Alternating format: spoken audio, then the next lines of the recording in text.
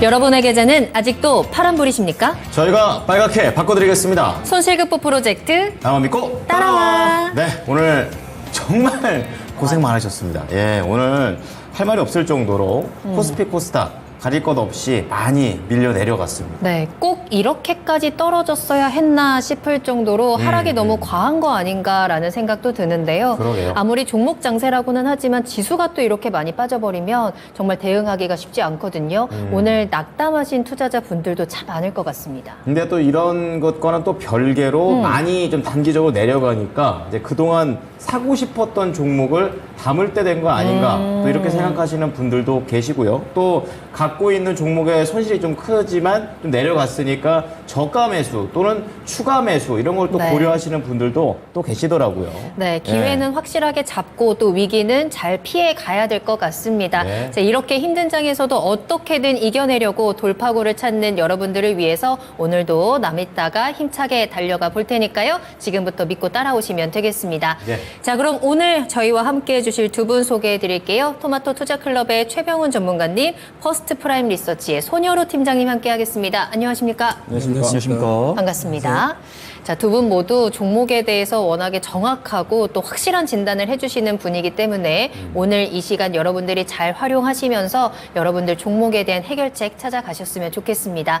지금부터 2시간 동안 종목 진단 이어지니까요. 궁금하신 내용 지금 바로 보내주세요. 유튜브 채팅창에 토마토 증권통 검색하시고요. 종목명, 매수가, 비중 남겨주시면 되겠습니다. 전화 상담 오늘도 여러분들과 직접 이야기 나눕니다. 02-325-8200번, 325-8200번 지금부터 전화 주시면 되겠습니다. 네, 오늘 시장이 유독 또 힘들었던 것만큼이나 네. 오늘 참여들도 떨어지는 것 같아요. 예, 마음은 충분히 이해가 갑니다. 네. 예, 하지만 그래도 포기하지 마시고 또 종목도 올리면서 이럴 때 또 어떻게 얘기하면 또 경쟁률이 떨어진다. 당첨될 확률이 확률이 높아졌다. 높아진다. 예, 그렇잖아요. 그러니까 뭐든지 좋은 점 나쁜 점이 동시에 오는 것 같습니다. 자, 우리 희정님께서는 아유 겁나서 사지를 못하겠어요. 이렇게 물론 말씀하셨고요. 그런 장이긴 하죠. 네, 그리고 또 어떤 분께서는 종목을 또 빠르게 또 올려주시면서 오늘 또 선점의 기회를 잡아내가고 계십니다. 우리 삐삐님께서는 저는 간 큰 사람입니다. 매수, 매수라고 외쳐주셨는데 좋아요. 그렇게 용기 있는 매수도 물론 중요하지만 제대로 된 종목을 매수하셔야 된다는 점. 네. 매수 문의도 저희 받고 있으니까요. 매수하고 싶으신 종목들도 저희한테 보내주시면 되겠습니다. 네, 자 그러면 사전 접수 종목부터 보겠습니다. 네. 오늘은 8826님께서 올려주신 종목입니다. 두산 밥캣입니다. 네. 두산 밥캣을 56,100원에 매수를 하셨습니다. 비중은 15%. 지금 손실이 좀 상당히 나 있죠. 그러네요. 예, 거의 한 20% 가깝게 손실이 났고요. 오늘 두산 밥캣이 그냥 유독 내려갔어요. 맞아요. 예, 11% 이상 그렇게 내려가게 되면서 딱히 악재가 있었던 것도 아닌 것 같은데. 못 찾겠더라고요. 그래가지고 많이 놀라셨을 것 같습니다. 네, 우크라 재건 관련주로 접근을 하셨습니다. 그렇군요. 그리고 이제 또 전쟁이 계속 진행되고 있는 상황에서 이제 마무리가 되면 결국에는 두산바켓이 가지 않겠느냐라는 생각에 매수를 하셨는데 오늘 또 갑자기 빠지니까요. 오늘 이 하락을 어떻게 해석을 해야 되는 건지 기다리면 되는 건지 아니면 대응을 해야 되는 건지 저희가 방법을 찾아보도록 하겠습니다. 좋습니다. 자, 그러면 오늘 손여로 팀장부터 키워드 한번 주시기 바랍니다. 네, 키워드는 실적에 주목하자 말씀드리도록 실적. 하겠습니다. 네, 네. 본질로 가는 것 같아요. 자, 그럼 최병훈 전문가는요? 네, 북미 주택시장 성장의 수혜주. 또 다른 이제 미국 시장 쪽을 좀 바라봐 주십니다. 자, 팀장님께서는 실적 보자고 하셨는데 좀 자세히 들어볼게요. 네, 우선 뭐 두산 밥캣 하면 우크라이나 재건 관련해서 수혜주라고 아실 수도 있겠지만 이제 어떤 키워드에서 알 수 있다시피 북미 시장에서 굉장한 좀 수주를 입은 기업이고 2022년부터 올해의 실적도 굉장히 좀 긍정적으로 좀 실적이 개선될 것이다라고 전망되고 있는데요.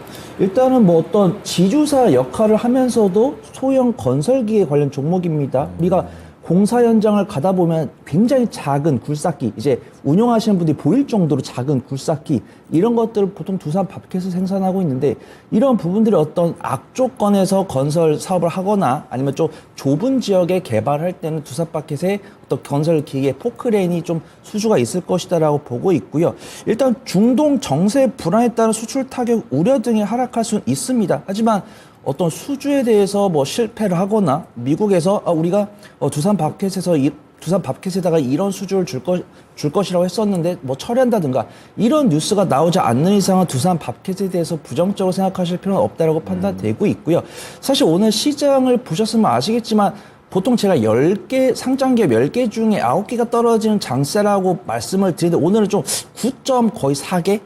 9.42까지 떨어질 정도로 정말 대부분의 종목이 떨어졌습니다. 그렇다고 하면은 내가 만약 이 종목을 좀 단기 트레이딩 관점으로 테마 관점으로 접근한 종목이라면 부정적으로 말씀을 드리겠지만 우선 이미 결과가 벌어져 버렸습니다. 만약에 두산바켓 같은 경우 지지 구간을 이탈하는 관점을 보이고 이제 시청자분께서 나는 이거를 실적으로 접근한 게 아니고 좀 짧게 수익을 보려고 접근한 거다 이렇게 말씀을 하시면 좀 부정적으로 말씀을 이제 드리겠지만 어떤 수급 동향이랑 이미 상황이 벌어진 상황 그다음에 오늘 일봉 차트가 다소 아쉽지만 밑꼬리가 달려있는 부분이고 이제 시청자분께서 비중이 너무 적은 편은 아니지만 이 종목이 실적이 나오지 않는 종목이라고 한다면 제가 부정적으로 말씀을 드리겠지만 어떤 건설 경기 업황 불황 그다음에 이스라엘과 팔레스타인의 지정학적 리스크가 꾸준히 이어지면서 어떤 투심의 악화는 어쩔 수 없는 부분입니다. 이런 개인 투자분들께서 아무리 내가 업황 불황이 나와도 올라가야 돼 이렇게 시장을 조정할 수 없듯이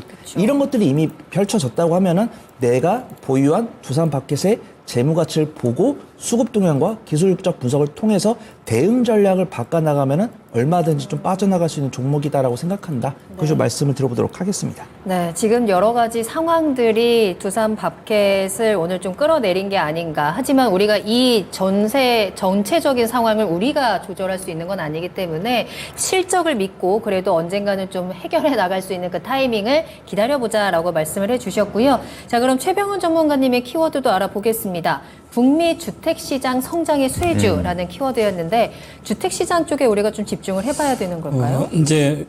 물론 이제 우크라이나 재건이나 여러 가지 뭐 네옴시티라든지 여러 가지 인프라 건설 인프라 쪽이니까 수혜가 되겠지만 네. 지금 이제 글로벌적으로 현재 상태에서 실적을 낼 수 있는 게 이제 전체적 부동산 경기가 안 좋아지면 그래도 지금은 미국이 현재 상태에서 이제 신규 주택 판매라든지 기존 주택 판매 이렇게 안정적이거든요. 그리고 아직 뭐 주택 관련된 지표가 크게 하락하지도 않고 있고 그래서 탄탄하게 보여서 결국 미국 주택 수요가 견조하면 뭐 건설 기계 쪽이라든지 차량이라든지 산업 차량 이쪽으로 아직 지금 현재 실적이 괜찮게 나오고 있습니다. 탄탄히 잘 나오고 있어서 이 실적의 성장이 지속되고 있고 근데 이제 전체적으로 미국도 보면 고금리가 지금 장기화될 우려가 있기 때문에 그래서 고금리가 장기화되면 이제 주택 시장이 급격히 둔화가 된다든지 결국은 불가피하게 이제 빠지겠죠. 미국도 현재 금리가 모기점 높아지니까 신규 주택을 기존 주택의 매매가 잘 안 되거든요. 이자를 하면서 이자가 높아지니까 기존 이자 낮은 거에서 교체를 하면 높아져서 그래서 거의 거래가 잘 없는 상태. 그러면 이제 이게 계속 지속될 수는 없으니까 네. 이제 장기화돼 보면 이제 진짜 급격히 주택 시장에 얼어붙을 수가 있거든요. 그래서 우리가 소비자 물가지수 이런 것도 결국은 이제 주택 관련 지표가 후행 좀 늦게 이제 반영되는데 그래서 이제 내년 봄 정도 되면 주택 관련된 지표가 실직 반영되면 물가도 급격히 빠질 수가 있기 때문에 그래서 이런 게 미리 지금 반영되고 있지 않나 이렇게 보고요. 그리고 중요한 이제 실적이 좋아서 이 종목이 7월 26일 날 급락했는데 급락하기 시작했어요. 그러면 왜 그때 급락했을까? 그때 실적을 발표했는데 실적이 막 50%나 증가됐어요, 이게. 그래 실적이 잘 나온 거 이미 다 예상하고 그때 정선만 때린 것 같아요. 일단 1급 투자 나온 것 같고. 그리고, 그러면 지금 우리가, 전체적으로 부동산 경기가 안 좋아진다고 이렇게 얘기하는데, 그리고 우크라이나 재건이라든지 네옴시티 이런 것 때문에 주가가 이렇게 올라왔습니다. 올해 계속. 이제 올해 그것도 올라가. 그전에도 이제 그런 것 때문에 21년도 전체 경기가 좋았고, 이제 올해 정도 올라온 것은 작년 하반기부터 올라온 것은 추세가 3만 원대에서 거의 더블 이렇게 올라왔는데 이때는 뭐 우크라이나 재건, 네옴시티, 미국 다 반영돼서 올랐거든요. 그러면 이제는 부동산 경기가 안 좋아진다고 예측이 되면 당연히 악재로 작용돼야 되죠. 그러면 계속 나올 수밖에 없고. 그리고 최근 들어 별 이유가 없이 급락을 했어요. 10월 4일하고 오늘. 왜 무슨 일이 있었을까? 그러고 보면 공매도를 친 것도 아니고 보니까 금리입니다. 금리. 고금리. 미국의 국채 금리가 급등할 때 빠졌습니다. 그 얘기는 이 우리가 이미지가 있거든. 그 사람에 대한 이미지 있지, 선입견 이미지 있듯이 두산에 대한 이미지가 있잖아요. 네. 엄청나게 위기가 오면 금리가 높은 불황이 오면 거의 망했을 정도잖아요. 그죠? 지금 구조조정이 괜찮은데 지금도 뭐 대출을 벌어서 계속 갚고 있으니까 그래서 이제 문제는 없지만 또 우려스러운 거죠. 그러면 고금리가 이어지면 급격하게 피해를 보기 때문에 미리 던지고 나오는 거죠. 그래서 오늘 또 우리 시장 빠진 게 미국의 금리가 4.9반 그렇게 간 거잖아요. 그러니까 다른 거다 그냥 때리면서 수급이 이미 7월 하순부터 9월 26, 27, 그 다음에 10월 4일 이렇게 10월 4일 또 7%씩 빠지면서 급락했거든요. 이때 빠진 이유가 미국도 우리 연휴 끝나고 지금 고금리 때문에 그렇거든요. 4.7% 가면서 8%. 그러면 지금 오늘도 그래서 그런 이유로 빠진 것 같다. 저는 이렇게 보고 있습니다. 그리고 내년에 영업이익률이 네. 2.5%포인트 빠져요. 그러면 올해 영업이익률보다는 거의 한 20% 가까이 빠지는데 내년에 실적이 나빠지는데 주식이 안 빠진 건 이상한 거죠. 그동안 많이 올라서 당연히 끝없이 빠져야 되는 거죠. 그러면 금리가 다시 내려오기 전에는. 그래서 고평가와 저평가가 상관없이 이미 예를 들어서 뭐 재건 때문에 진짜 재건하면 전쟁과 재건하면 좋아질까? 이미 주가가 그거 올랐잖아요. 그죠? 올랐기 때문에 그러면 실제로 재건해가지고 실적이 나오면 다시 올라갈까? 그럼 끝없이 빠지는 거죠. 그래서 성장주나 모든 것들이 이제 기대에 올라갔다가 실적이 나오기 빠지고 그렇습니다. 알겠습니다. 두산마켓이 오늘 이렇게까지 크게 하락한 데에 대한 이유까지 함께 설명을 해주셨습니다. 우리 시청자님께서는 두산마켓을 우크라 재건 관련주로 좀 접근을 하셨고 또 네옴시티 관련해서도 이 종목이 잘 움직이는데 오늘 또 장이 마감된 이후에 이제 뉴스가 떴죠. 윤석열 대통령이 사우디를 방문한다라는 내용이었습니다. 또 관련해서는 네옴시티 관련주들이 좀 영향을 받지 않을까라는 시선들도 있는데 사실 또 이팔 전쟁 때문에 관련주들의 투심이 많이 줄어든 것도 사실이거든요. 어떤 영향이 좀 있을까요? 네옴시티 관련해서는? 네, 확실히 영향은 있었는데 종목별로 달리했습니다. 일단은 이제 9시 50분에 제가 히든카드를 공개를 하겠지만 저는 그쪽에 포인트를 잡고 왔거든요. 그래서 저는 사실 두산 밥켓에 대해서 부정적으로 말씀을 드리고 싶지 않지만 어떤 픽을 못 받은 것이고 시장에 대해서 말씀드렸지만 100개 중에 93, 4개가 떨어지는데 두산 밥켓이 그 안에 못 들어간 것은 아쉽지만 좌절할 필요는 없을 것 같다. 그렇게 좀 말씀을 드리고 싶고요. 일단은 이제 앵커님 말씀하신 대로 뉴스가 한 오후 4시 반쯤 그때 나온 것 같아요. 그래서 시간의 흐름을 보면은 확실하게 뭐 한미글로벌 같은 경우는 시간이 올랐고 히링 같은 경우는 떨어졌습니다. 근데 이제 정부 정책에서 공표한 그 파일을 보면은 사절단에 포함된 종목 리스트가 있습니다. 근데 두산 이제 HD 현대 관련 종목들이 상당히 많았고요. 당연히 뭐 현대건설이랑 삼성물산 이런 종목들이 있고 두산 그룹주도 보니까 두산 에너빌리티가 있었습니다. 근데 두산 밥켓이 왜 빠질까? 근데 최근에 이런 인프라 관련 종목 봤을 때 제가 봤을 때 그 가온전선 같은 경우는 그 유상증자 뉴스가 있었고요. 그다음에 뭐 LS 전선 아시아랑 두산밥켓, 뭐 현대건설기계 이런 종목들의 뉴스랑 공시를 다 봤는데 부정적인 뉴스가 없습니다. 그다음에 뉴스를 봤을 때도 뭐 베트남, 해적케이블, 수주 이런 뉴스, 긍정적인 뉴스가 나왔는데 왜 빠졌을까? 제가 만약에 이 빠진 이유를 대라고 하면 되겠죠. 그러면은 손 팀장 결과론적인 이야기 하네? 이러실 겁니다. 근데 외국인과 기관이 오늘 왜 팔았는지는 물어봐야 되는데 내가 합리적으로 그들을 이길 수 없다라고 하면은 이런 이유로 합당한 이유로 빠졌겠구나. 이제 전문가님 말씀하신 것처럼 업황에 대한 불확실성으로 실적이 꾸준하게 우상할 건데 내년에는 조금 빠지겠구나. 우리가 쉽게 주가는 6개월 선행한다라고 편하게 이야기를 했지만 지금 1년 뒤 거가 벌써 발생하고 있는 부분들 이런 부분들 이해를 하지만 두산밥켓이 보여주고 있는 실적 그리고 그래도 1년 안에 보여주는 저평가 매도를 보여준다고 하면은 좌절하기보다는 오히려 비중을 한 23%, 24%까지 늘린 다음에 보통 이 두산밥켓을 매수해서 내가 한 달 안에 승부를 보겠다. 이러시면 제가 말려드리겠지만 뭐 3개월, 6개월 정도 본다라고 하면은 좀 충분히 빠져나갈 수 있지 않을까? 저 그렇게 보고 있습니다. 그럼 그 빠져나갈 수 있는 전략, 자세하게 가격까지 한번 체크해 볼까요? 네, 우선은 뭐 업황이랑 실적 이런 것들은 말씀드렸기 때문에 밸류에이션을 해보면 좋을 것 같다고 판단되고 있고요. 유감스럽게도 46,000원이 지지구하는데 이탈해버렸고 밑꼬리가 달렸지만 46,000까지 회복을 못했기 때문에 추세는 깨진 건 맞습니다. 그러면 근데 수급동을 보니까 기관의 순매도가 많이 나왔고 외국인 투자가가 6거래를 연속 순매수를 하고 있고요. 오늘 이제 외국인은 되게 차분하게 매수를 하고 있습니다. 외국인은 되게 차분하게 매수를 하고 있는데 오늘 개인 투자분들께서 잘 접근해 주셨죠. 그 다음에 어떤 실적을 보더라도 업종 퍼가 지금 두산 밖에서 업종 퍼가 92.07인데 현재 퍼가 7.94. 10개월 선행파가 5.67이기 때문에 저평가 매력도가 거의 18분의 1가량입니다. 그래서 뭐 예를 들어서 뭐 두산 밖에서 5년, 10년 가져가실 거라고 하면 제가 목표 주가를 뭐 18배를 말씀드리겠지만 그건 좀 네. 위험한 것 같고. 네. 그래서 좀 3개월에서 6개월 정도. 그 다음에 배당 수익률이 2%대 나오니까 내년 상반기까지 보유하신다고 하면 이제 2.6%는 가져갈 거고 올해 호실적을 기록을 하면 배당 수익률이 근소하게 올라가겠죠. 한 3%, 4%대. 그 다음에 외국인 투자가들이 순매수에 보여주고 있으니까 지지 구간 이제 이렇게 돌아서는 거 보고 추가 매수를 해보시는 게 좋을 것 같다. 요즘 말씀드리고요. 네. 손절가는 제가 손절가는 43,000원 말씀드렸는데 43,000원부터 추가 매수로 한 43,000원부터 4만원까지 한 비중 한 7에서 8% 해가지고 최대 비중 23% 맞추신다고 생각을 하시고 매수 시점은 아마 지금 아닐 겁니다. 한 2주 뒤에 하셔야 될 것 같아요. 2주 뒤에 추가 매수하신 다음에 목표가는 57,000원 잡고 부디 우크라이나 재건 네옴시티 관련 모멘텀이 강하게 부각되면서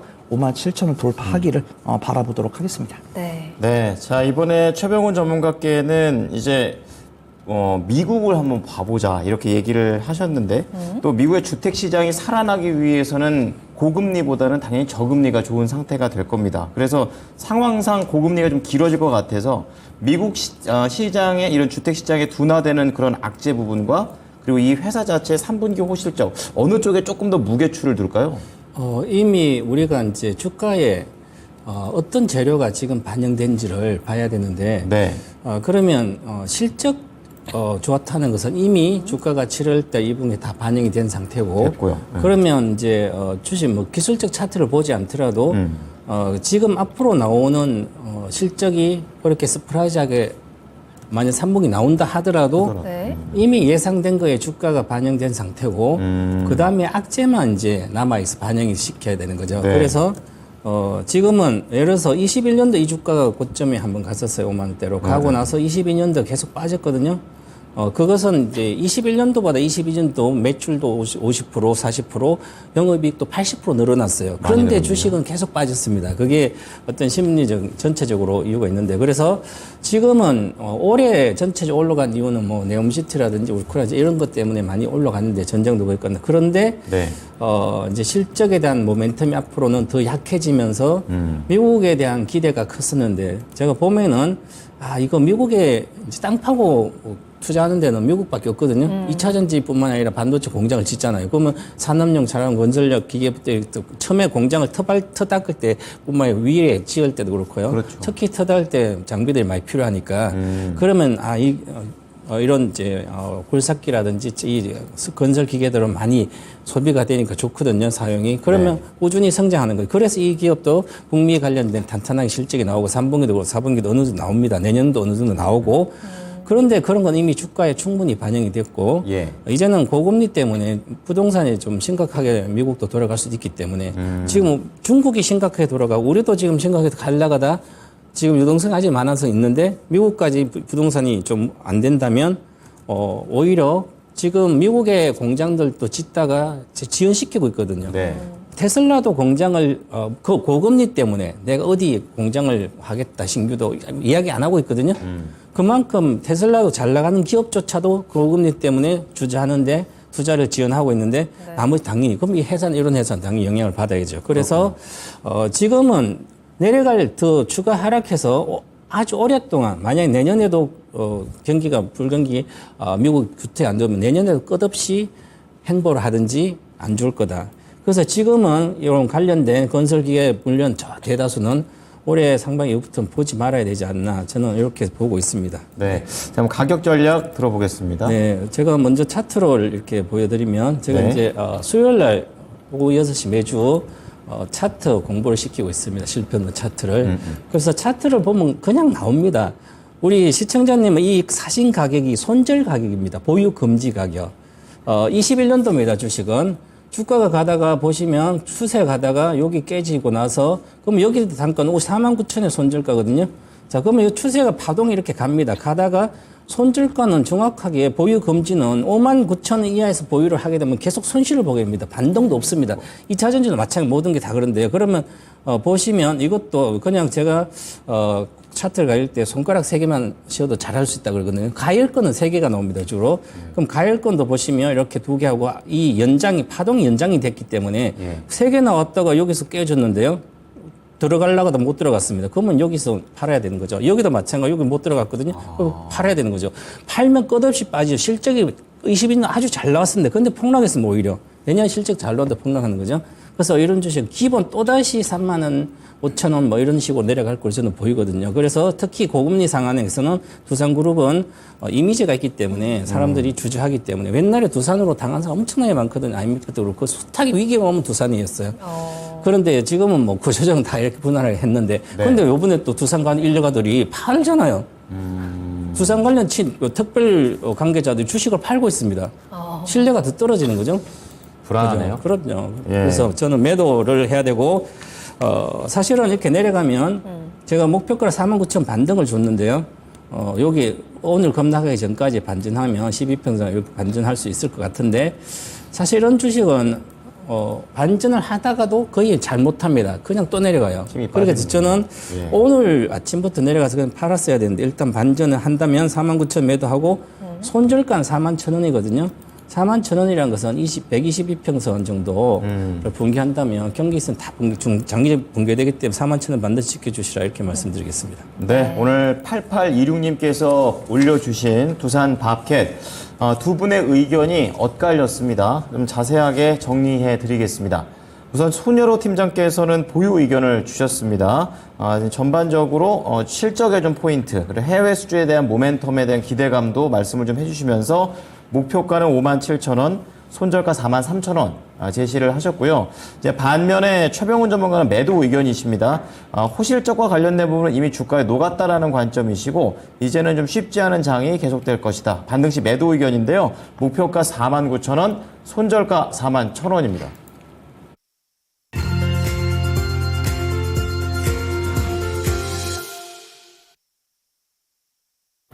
네, 나만 믿고 따라와 스피드 종목 진단 출발하겠습니다. 저희가 지금부터 신속하고 정확한 진단을 통해서 여러분들의 고민 확실하게 해결해 드릴게요. 내일 시장도 쉽지만은 않을 것 같다라는 전망들이 나오고 있죠. 이럴 때일수록 저희 손 꼭 붙잡고 여러분들의 종목들 탈출구 찾아보시길 바라겠습니다. 네. 지금 바로 종목 상담 신청 보내주시고요. 토마토증권통 유튜브 채팅창 종목명, 매수가, 비중 남겨주시고 전화 상담 02-325-8200번, 325-8200번 이용하시면 되겠습니다. 네. 우리가 이제 두산 밥캣 때도 너무 많이 밀려가지고 많이 놀라셨겠다 이런 생각이 드는데 네. 첫 번째 종목도 만만치 않습니다.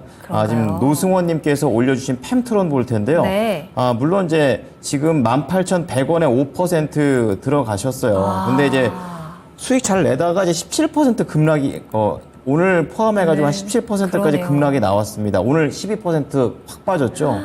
다른 종목들 대비 너무 하락폭이 심한 것 같습니다. 무슨 악재가 있는지 궁금합니다. 실적 좋고 영업이익 대폭 상승이 예상되고 기관이 계속 사고 있는 그런 것까지 전체 다 체크를 해서 여기까지는 딱 좋은데 갑자기 오늘 밀려버리니까. 주가는 왜 이렇게 빠지나. 네, 오늘 내일이라도 바로 팔아야 되는지 단기와 장기 대응 전략 부탁드립니다. 이렇게 말씀을 해주셨습니다. 네. 자, 팀장님, 펜트론 이 부분에 대해서 어떻게 전망하십니까? 네, 만약에 지금 시청자분께서 단기, 중장기 투자 포인트를 다 말씀해 달라고 하셨는데 네. 단기로는 매도를 드려야겠죠. 추세가 언제 잡힐지 모르니까 그렇죠, 예. 지금도 계속 시장 브리핑을 매일매일 드리고 있는데 우리가 예상할 수 없는 뉴스들이 계속 나오고 있습니다. 그렇죠. 그렇다고 하면은 이제 외국인의 매도세가 많이 나오고 있기 때문에 좀 시가총이 작거나 완전 시장의 대장급 종목들을 조금 피하는 게 좋을 것 같다라고 판단되고 있는데 어제 같은 경우는 코스피에 외인의 순 매수가 찍혔는데 전기전자가 대부분이었고요. 네. 오늘도 코스피도 결과적으로는 외인이 순 매도가 나왔지만 전기전자는 순 매수였습니다. 근데 이런 순매수 자금이 어디로 갔냐면 SK랑 하이닉스 중심으로 갔습니다. 그래서 외국인과 기관은 리스크 관리를 해야 되지만 이 외국인과 기관은 리스크 관리를 할 때 시장을 모두 다 팔지 않습니다.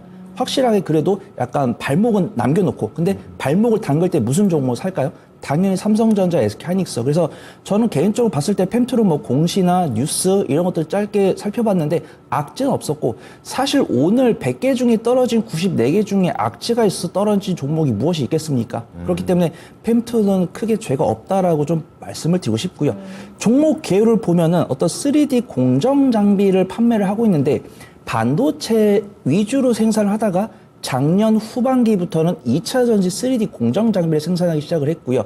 이제 보면은 둥글둥글하게 매출이 많습니다. 국내외 다양한 매출처가 있고, 뭐 하나마이크론, 뭐 그다음에 SFA, 그다음에 2차 전지 공정 장비 LG 에너지 솔루션에 납품을 하고 있고요. 네. 그래서 22년 4분기부터 실적이 강하게 개선됐습니다. 그래서 22년 연간 기준 했을 때 매출액도 한 20%, 그다음 영업이익은 거의 40% 이상 증가할 것으로 전망이 되고 있고, 잘했네요. 22년 같은 경우는 영업이익 64억이 나왔는데 지금 분기 실적 보면 계속 분기별로 20억 이상씩 찍히고 있죠. 그래서 이런 매크로 변수에 따라서 정말 선방을 하고 있다. 근데 주가는 밀리고 있으니까 크게 위로가 안 되시겠는데, 시장으로 되돌아가면 잘난 종목도 결국 100개 중에 95개가 떨어진 시장에서 이겨내기 힘듭니다. 이기는 개별 종목 분명히 있습니다. 하지만 그렇죠. 펜트론이 이겨내지 못하는 부분은 아쉽지만, 만약에 이 종목의 실적이 나오지 않는 종목이라고 한다면 제가 매도 의견을 드리는데, 일단 단기, 중장기 다 말씀하셨으니까 저는 일단은 단기는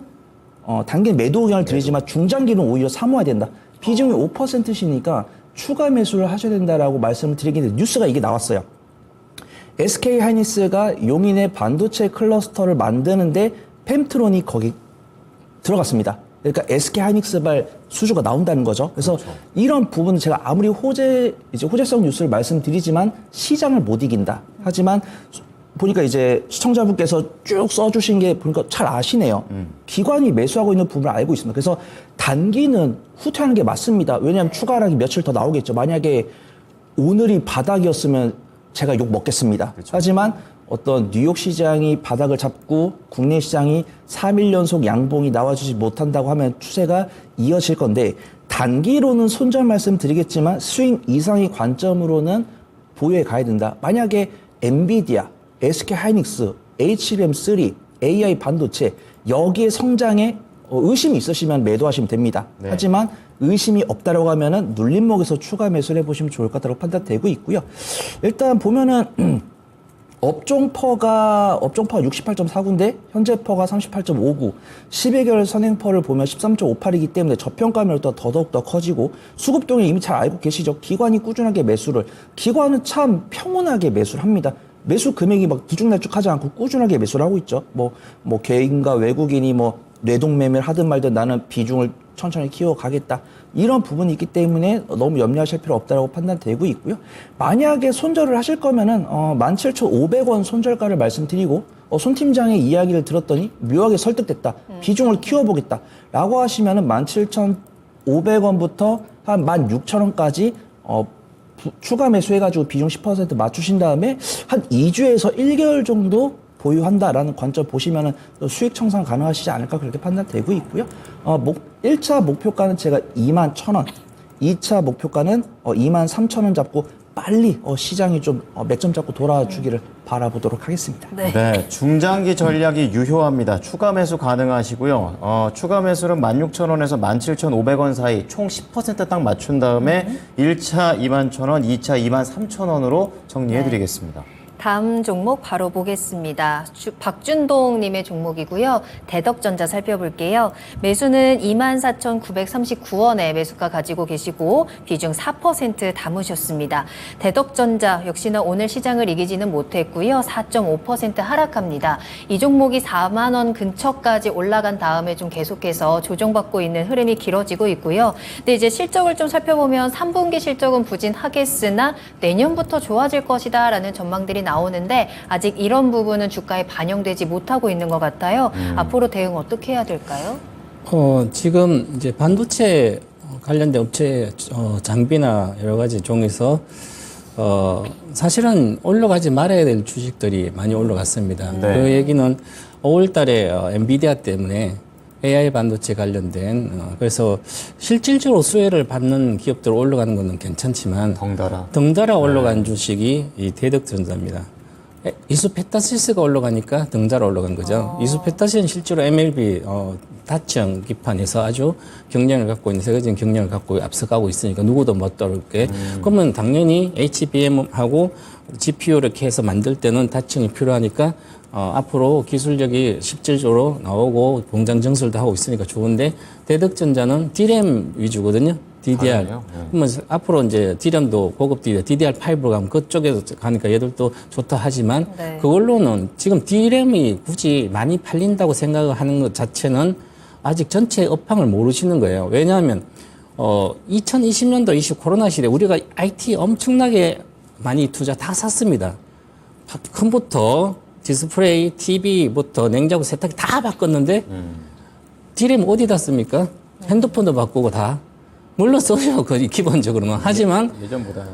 추세적으로 이렇게 소비가 늘어나지 않는다는 얘기죠.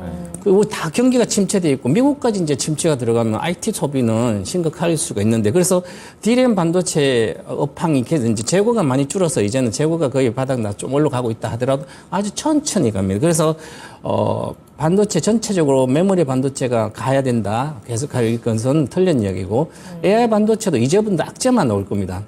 엔비디아 관련, 엔비디아도 지금 500달러 찍고 제가 보기에 350달러 이하로 갈 걸로 보여요. 테슬라도 300달러에서 160달러, 180달러 내려갈 보이고, 그러면 당연히 AI 반도체 전부 다 줄줄이 더 하향하겠죠. 네네. 똑같이 2차전지 양극재 내려가도 비슷하게 내려갑니다. 그래서 한 기본적으로 반타작 나기 때문에 이게 4만 원 정도니까 거의 22,000원 반타작이죠. 그러니까 보시면 이수페타시도 지금 반타작 내려왔어요. 43,000원, 21,500원 반타작 24,000원이에요. 거의. 네. 그죠? 그러면 반타작이 아니라 중소형주는 한 60-70% 내려가거든요. 고점 대비 아직도 하락이 여력이 있다는 거죠. 그래서 제가 이수페타시스도 선물하고 이거 10,000원대 내려갈 거다. 근데 30,000원대는 사람들이 안 믿어요. 이미 추세는 벌써 끝났는데 7월 달에. 그래서 제가 모닝 인사이트 금요일 아침 할 때 7월 달에 계속 엔비디아는 한번 봐주면서 하면서 이제 조정 들어간다. 계속 7월 하시면 바로 조심하라고 계속 말씀드렸는데 지금 내려와서 주식을 올라갈까 생각하면 추세가 한번 이렇게 급등해서 올라간 주식은 가격 조정 끝나면 또 기간 동안 가요. 그죠? 그래서 거기서 장기 투자를 해도 못 견디거든요. 장기 투자는 지금 할 때가 아니라 나중 내려왔을 때 해야 되고 마찬가지고 이 대덕전자도 마찬가지로 추가적인 하락은 물론 이제 내년 전년까지 가더라도 22년도 실적을 회복을 못 해요. 20이 워낙 좋았기 때문에 네. 그래서 그러면 과거에 5분에 올라갔던 것은 좀 과도하게 분위기로 테마처럼 올라갔기 때문에 테마처럼 올라간 지자리가 내려오거든요. 그럼 이건 다시 2만 원 초반까지 내려와야 되지 않을까 보고요. 지금 워낙 많이 내려왔기 때문에 저는 지금은 이따가 뭐 전체 시장도 그렇지만 반등할 때 조금 그래서 한 28,000원 정도 목표가 드리겠고요. 손절가는 지금 큰 의미가 없는데 추가 하락하도 손절가 현재 기준으로 보면 23,000원 손절가 드리고 28,000원 목표가 드리고 반등할 때 꼭 나오시기 바라겠습니다. 네, 대덕전자 진단 도와드렸습니다. 아래로 더 내려갈 수 있는 가능성 열려 있다라고 말씀해 주셨고요. 매도 네. 타이밍 잡아 주셨어요. 23,000원 손절가고요. 반등 시 매도입니다. 28,000원까지 반등 목표가 확인하시기 바랍니다. 네. 자, 다음 종목 좀 체크해 보겠습니다. 최혜숙님께서 오늘 시장이 이렇게 밀리는데도 네. 엄청난 상승세를 보여줬던 종목입니다. 네. 솔브레인 홀딩스. 귀하네요. 무려 네. 6%. 예. 35,300원의 종가를 만들어냈고요. 지금 혜수님께서는 32,300원입니다. 오. 예, 수익 중이시고 10% 축하드립니다. 네. 예. 장중에 36,000원까지 갔는데 놓쳤습니다. 다시 올라갈까요? 부탁드립니다.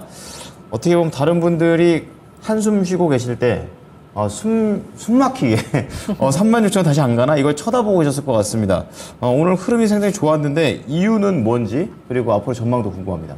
네, 뭐 너무 좋은 말씀 드리면 시청자분들께서 시기하실까봐 걱정이 됩니다. 그래서 그런가요? 정말 오늘 엄청난 대부분의 종목이 하락했는데 솔브레인 홀딩스 같은 경우 좋은 모습 보여주었는데 일단은 반도체 공정에 필요한 CMP 공정에 필요한 슬러리 어떤 여과 현타격을 만드는 기업인데 국내에서 유일하게 삼성전자나 SK하이닉스에 납품을 하고 있다라고 하고 있고요. 솔브레인 관련했을 때는 솔브레인이 개발하고 있는 소재가 일본 상대로 이제 예전에 일본과의 그 무역 분쟁이 있을 때 국산화에 성공하면서 기술력을 주목받은 기업입니다. 그래서 뉴스를 보니까 이 솔브레인 홀딩스가 HBM3용 CMP 슬러리도 삼성전자, SK하이닉스에 납품을 한다 이런 뉴스가 나왔고요. 어제는 이제 갭 상승하면서 음봉 마감했을 때는 이제 외국인과 기관의 이제 뭐 물량을 개인 투자분들이 가져갔었고 오늘 양봉 나와줬는데 수급 동향을 보니까 개인 투자분들이 매도를 했고 외국인과 기관이 매수를 했습니다. 만약에 개인 투자자분들이 매도하고 외인과 기관이 순매수인데 음봉이었으면 조금 넉넉하게 보유하시면 좋을 것 같다. 이렇게 말씀을 드리겠지만 개인이 매도, 외인과 기관의 순매수인데 양봉이면은 외인과 기관이 의도가 있다는 거죠. 그래서 지금 최근 일주일 사이에 솔브레인 홀딩스가 만든 슬러리를 삼성전자랑 SK하이닉스에 납품을 한다. 그래서 삼성전자랑 SK하이닉스 필두로 그들과 관련 있는 종목이 뭐 하나마이크론이나 뭐 한미 반도체 이런 종목들이 반도체 섹터가 강할 때는 같이 가다가 약할 때는 뭐 삼성전자랑 SK하이닉스만 단독적으로 가는 경우가 있었는데 솔브레인 홀딩스는 그래도 그 범주 안에 든 좋은 종목이다. 요즘 말씀을 드리고요. 실적을 보더라도 아직 삼성전자는 바닥을 다지는 과정, SK하이닉스도 이번에 3분기 실적을 통해서 바닥일까 그 부분을 지금 기대를 하고 있는 부분인데 솔브레인 홀딩스는 4, 4분기를 끝으로 실적이 개선되고 있습니다. 이미 잘하고 있는 거죠. 그 다음에 업종 대비 저평가 매력도도 갖고 있고요. 업종 대비 저평가 매력도 이제 뭐 이거 12개월 선행포는 보통 증권사에서 제공을 해주는데 아직 없지만 지금 2분기, 3분기에 기록한 실적을 본다라고 하면은 이보다 높아지진 않을 것 같습니다. 그래서 어떤 밸류에이션 이런 것도 봤을 때는 저평가 매력도 있으니까 그다음 수급도 좋고 추이도 좋기 때문에 시청자분께서 너무 염려하실 필요 없다라고 판단되고 있고요. 기술적 분석을 통해서 그냥 목표가 말씀드리면 좋을 것 같습니다. 일단 수익 중이시니까 트레이딩 스탑은 제가 34,000원 이탈 시에는 뒤도 돌아보지 않고 매도를 하시는 게 좋을 것 같고요. 네. 만약에 이런 어려운 시장 속에서 추이를 유지를 해준다고 하면은 일단 단기적인 저항이 걸릴 수 있는 37,000원에서 비중 5% 줄여보시고 37,000원과 41,000원 사이에서 안전하게 마무리하시기를 당부드리도록 하겠습니다. 네. 자, 솔브레인 홀딩스 기술적 대응 차원에서 말씀드립니다. 손절가 34,000원 그리고 37,000원의 목표가 드리겠습니다. 네. 다음 상담은 저희 전화로 이야기 나누겠습니다. 자, 시청자님 안녕하세요. 안녕하세요.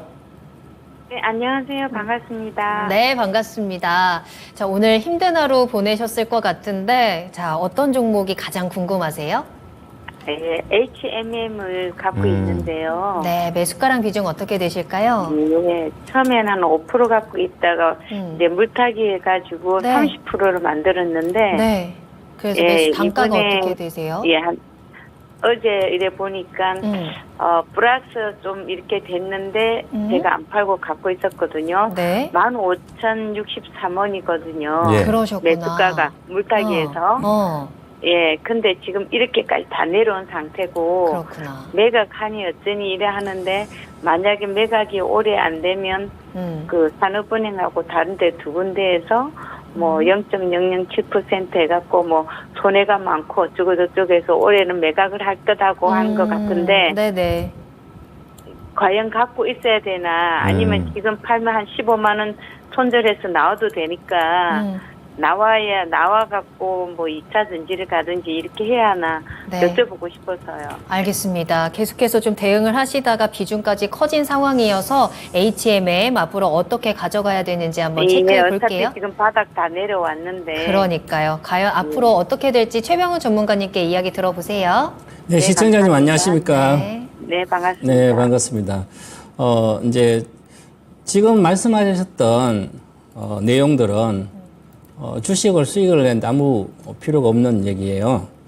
M&A도 마찬가지고, 그 다음에 뭐 15만 손절, 15만 손절이 아니라지 뭐 1000만 손절도 해야 되면 해야 되고, 그런 게 별로 중요하지 않고, 이렇게 보고 내 걸 보고 하지 마시고, 좀 더 크게 생각해야 됩니다. 그러면 HMM이 현대상선이 맨날, 그럼 해운업체입니다. 자, 해운업체가 돈을 벌려면 어떻게 해야 될까요? 운임이 높아야 되잖아요. 운임을 많이 받아야만 돈이 되죠. 그럼 지금은 이제 우리가 운임을 많이 받을 땐 코로나 때예요. 코로나 때는 배가 뭐 선착할 때 없고 하니까 그냥 안 다니고 하니까 컨테이너 쌓이고 오니까 컨테이너 같은 거 옮겨야 되는데 배가 없으니까 안 오니까 그래서 요금 엄청나게 지불하 몇 배씩 막 5배, 10배씩 지불하고도 배를 못 가는데 지금은 그게 아니라 오히려 운임이 엄청 내려갔다가 지금 조금 시장이 나아지고 있지만 그래도 아직은 경기가 글로벌 경기가 다 불황이잖아요. 미국 빼고.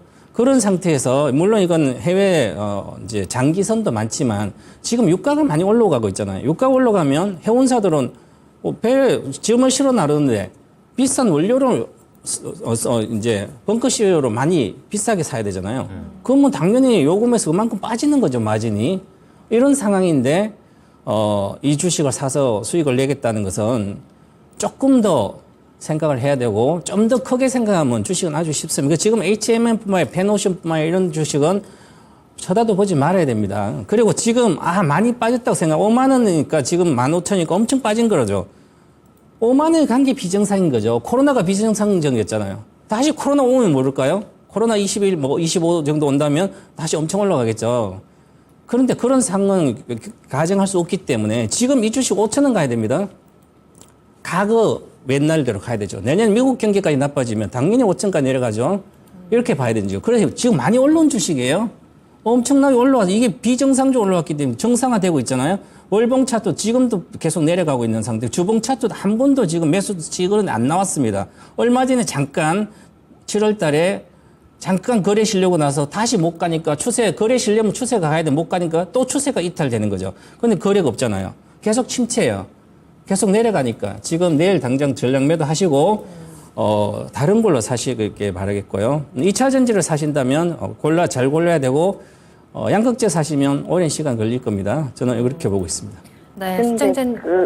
잠깐 하나만 더 여쭤볼게. 네. 그러면 그걸 매도를 해서 어떤 종목을 고민하고 계세요? 세 종목 중에 한번 가고 싶은데 그 종목에 가도 되는 세 종목 한번 불러보세요.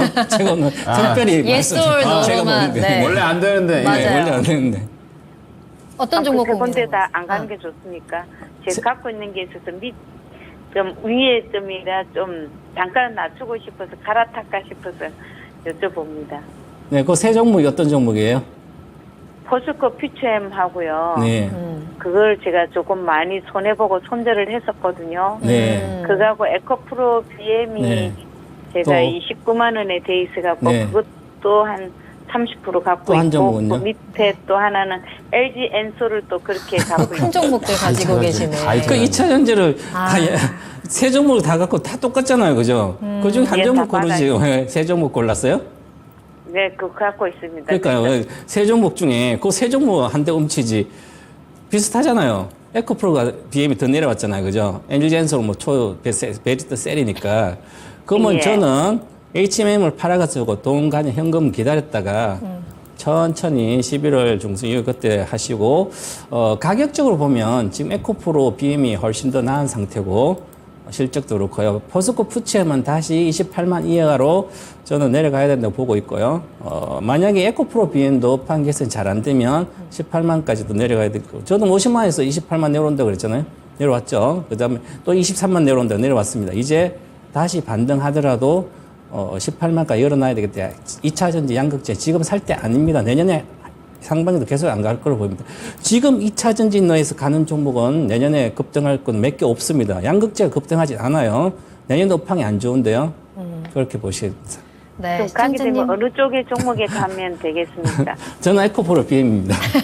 에코프로 BM에 올라타 되겠습니까? 네. 네, 자, HMM 잘 감사합니다. 매도하시고 매수 타이밍 잘 노려보세요. 또 저희 히든카드 있으니까 같이 끝까지 해주시면 도움 될 것 같습니다. 오늘 네, 감사합니다. 네, 감사합니다. 네. 네. 네. 자, 특별 진단해드렸어요, 거의.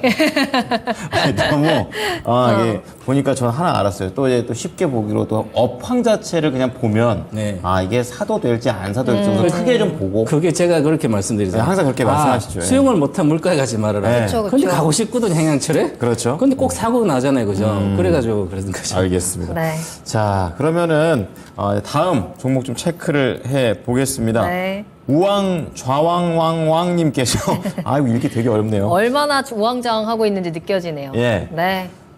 쌍용차입니다. 옛날에 이제 KG 모빌리티로 바뀌었는데요. 9,000원에 사셨어요. 비중은 그렇게 크진 않으십니다. 5%. 7,000원대 추가 매수 가능한가요? 이렇게 말씀하셨습니다. 뭐 최근에 사신 거 아닐까요? 9,900원이 장중에 제일 높았을 때라서 그때 이후에 내려가시니까 한 번 더 담아보시겠다 이렇게 말씀하시는 것 같은데요. 요즘 이런 질문 참 많습니다. 더 담아도 되냐 이런 말씀하시는데 KG 모빌리티는 어떻게 보십니까, 팀장님? 네, 뭐 긍정적으로 보지만 굳이 추가 매수까지 하실 필요 있을까 굳이? 싶습니다. 어떤 변동성 큰 종목, 그다음에 완성차를 본다고 하면은 KG 모빌리티보다 긍정적으로 말씀드릴 수 있는 종목이 많다라고 맞죠. 보고 네. 있고요. 일단 KG 모빌리티의 투자 포인트가 뭐이신지는 잘 모르겠지만 2차 전지 소재 사업일 수도 있고 아니면 뭐 토레스 아니면 토레스 EV에 대한 기대감으로 사신 것이 아닐까 그렇게 판단되고 있고요.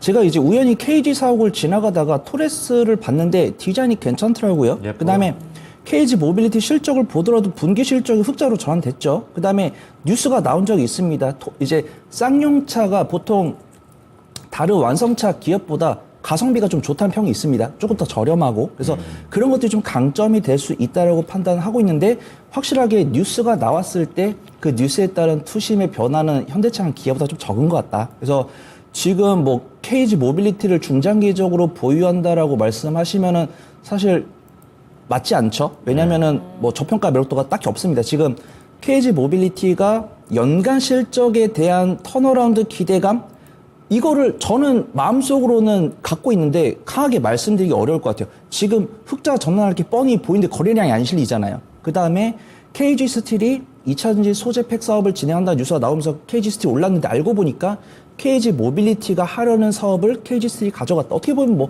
같은 동일 계열사에서 충분히 그럴 수 있다. 근데 그런 뉴스가 나왔는데 KG 모빌리티는 크게 흔들리지 않으니까 네. 좀 많이 투자분들께서 크게 관심 갖지 않는다. 그래서 저는 긍정적인 포인트를 말씀을 드리겠지만 보유 기간을 길게 가져가는 게 이제 시청자분께 도움이 될까? 그렇게 좀 판단해 봅니다. 그래서 지금 보니까 분기 실적 1분기 94억, 2분기 188억, 그다음에 토레스랑 토레스 EV에 대한 기대감이 있으니까 실적이 점진적으로 증가한다고 했을 때 연간 영업이익이 500억이 나오면은 주가 수익 비율이 한 30 정도 나옵니다. 근데 저평가 매력도가 없습니다.